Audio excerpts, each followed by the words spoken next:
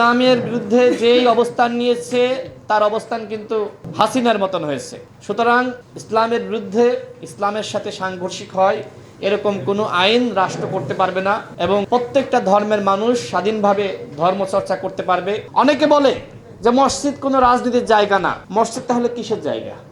আর রাজনীতি কিসের জন্য? আমাদের দেশে গান বাজনা হয় না, কনসার্ট হয় না, হয়তো নাকি রাষ্ট্র আয়োজন করে না? করে তো।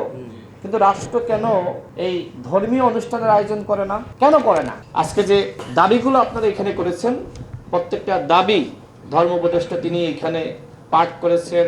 এছাড়া শামীম ভাই আরো কিছু দাবির কথা বলেছেন, সেটা নিয়েও তিনি বলেছেন চেষ্টা করবেন। এখানে খুব গুরুত্বপূর্ণ একটা দাবি 5 নম্বরে, মিম্বারে স্বাধীনভাবে কোরআন সুন্নাহ ভিত্তিক খুতবা প্রদানের নিশ্চয়তা। এই নিশ্চয়তা এখন আমি মনে করি আছে, আওয়ামী লীগের সময় ছিল না। এই যে স্বাধীনতা আপনারা পেয়েছেন, এই স্বাধীনতা ধরে রাখার দায়িত্ব আপনাদের। এই যে একটি প্ল্যাটফর্ম আপনারা করেছেন, যদি সবাই এক থাকেন, একজনের চাকরি যদি চ্যুত করা হয়, একজনকে যদি বিপদগ্রস্ত করা হয়, 10 জন মিলে দাঁড়িয়ে যাবেন। এই জুলাই বিপ্লব আমাদেরকে নতুন ভাবে স্বাধীনতা দিয়েছে। এখন এই স্বাধীনতা ধরে রাখার দায়িত্ব আমাদের, আপনাদের, আমাদের সবার। অন্যথায় একজনকে পিটাচ্ছে, একজনকে চাকরিচ্যুত করছে, আর আপনি ভয় পাচ্ছেন, আপনি তার পাশে দাঁড়াচ্ছেন না, তাহলে সেই আগের সংস্কৃতি আবারও ফিরে আসবে। আপনারা কথা বলুন অন্যায়ের বিরুদ্ধে। অবশ্যই মসজিদে অন্যায়ের বিরুদ্ধে কথা বলতে হবে। অনেকে বলে যে মসজিদ কোনো রাজনীতির জায়গা না। মসজিদ তাহলে কিসের জায়গা? আর রাজনীতি কিসের জন্য? রাজনীতি মানুষের জন্য। সুতরাং সঠিক রাজনীতির কথা মানুষকে বলতে হবে। ইসলাম কি রাজনীতির বাইরে? অবশ্যই না। আপনি রাজনীতি করবেন, এমপি হবেন, মন্ত্রী হবেন, দেশ চালাবেন, আর বলবেন ওই মসজিদকে রাজনীতির বাইরে রাখো। অবশ্যই রাজনীতির বাইরে রাখতে হবে, কিন্তু অন্যায়, অপরাধ, জালিমের বিরুদ্ধে কথা বলতে হবে। আপনি সেখানে বলতে পারবেন না যে অমুক দলকে ভোট দাও, অমুক দলকে দিও না। হ্যাঁ, এই কথাগুলো বলা যাবে না, কিন্তু স্বৈরতন্ত্রের বিরুদ্ধে কথা বলতে হবে, জালিমের বিরুদ্ধে কথা বলতে হবে, যে অপরাধ করছে তার বিরুদ্ধে কথা বলতে হবে। আলেমরা যদি মসজিদ থেকে শুরু করে, সেখানে অনেক মানুষ থাকে, ভালো কাজের পরামর্শ দিবে, অসৎ কাজের বিরুদ্ধে কথা বলবে। এটা তো খারাপ কিছু না, এটা রাজনীতি না।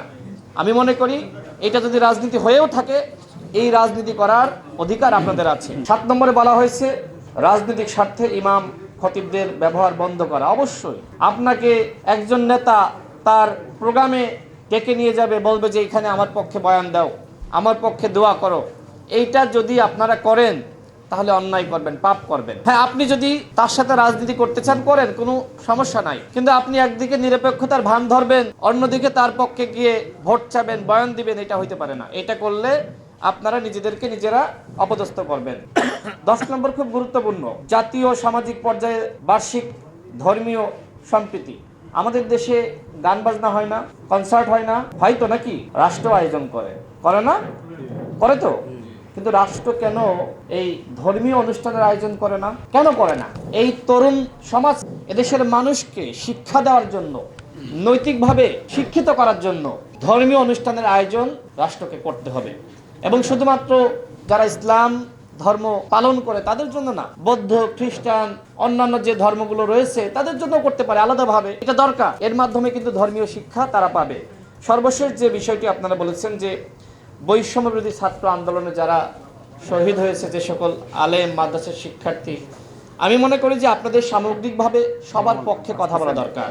শহীদ হয়েছে তাদের পরিবারের ক্ষতিপূরণ, যারা আহত হয়েছে তাদের পুনর্বাসন। ইতিমধ্যে ধর্ম উপদেষ্টা বললেন যে একজন যোদ্ধার জন্য 8 কোটি টাকা পর্যন্ত খরচ হয়েছে। যদিও আমরা অনেক আক্ষেপের কথা শুনি যে অনেকে বিনা চিকিৎসায় মারা পর্যন্ত গিয়েছে। তো আমি আর কথা বাড়াচ্ছি না। আপনাদের এই 11টি দাবি, এই দাবির প্রতি সংহতি জানাচ্ছি। আমি আশাবাদী যে আগামীতে যেই ক্ষমতায় আসুক না কেন, ইসলামের বিরুদ্ধে কিছু করতে পারবে না ইনশাআল্লাহ।